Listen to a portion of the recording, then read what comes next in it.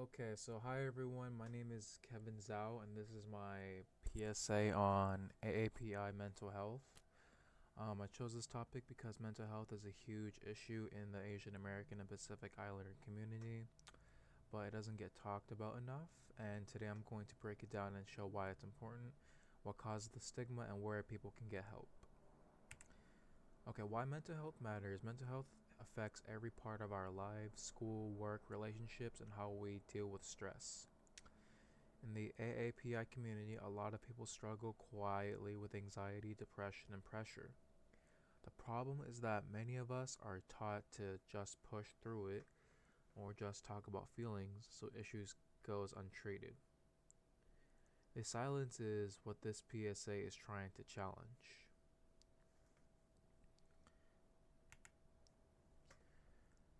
Okay, so the problem. Studies essentially show AAPI people are one of the least likely groups in the US to seek mental health services. There are huge expectations in many Asian families being successful, not disappointing their parents, and keeping problems inside.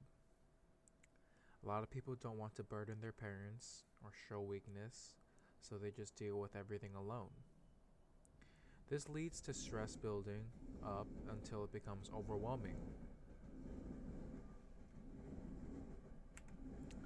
Okay, slide 4, contributing factors.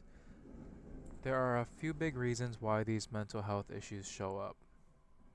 First is cultural stigma, the idea of saving face. In many AAPI cultures, talking about mental illness is seen as weakness or bringing shame to their family. Second is immigrant and generational stress. Many first generational parents came here dealing with trauma, survival, and hard work. Second gen kids feel pressure to succeed and make their sacrifices worth it. Third is the model minority myth, the stereotype that Asians should be perfect, smart, and never struggle. That makes people feel like they can't show emotion.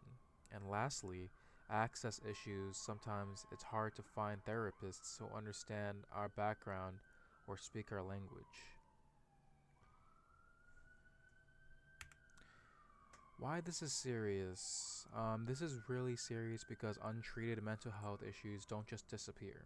They essentially get worse and worse. This affects our school, work performance, friendships, and physical health and mental health.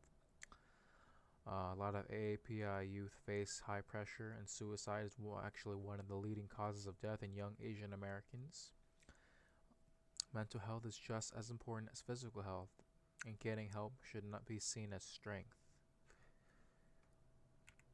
What we can do.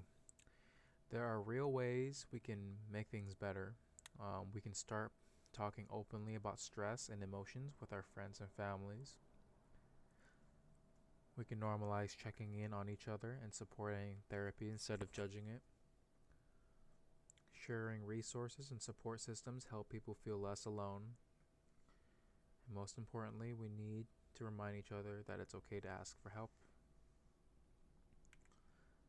There are a lot of great mental health resources made specifically for the AAPI community, but all users can use this. The Asian Mental Health Project, NAAPMHA, the Asian American Psychological Association, all offer culturally sensitive support and education. There's also the 988 Suicide and Crisis Helpline, which is available 24/7, and for students, campus counseling services are always an option.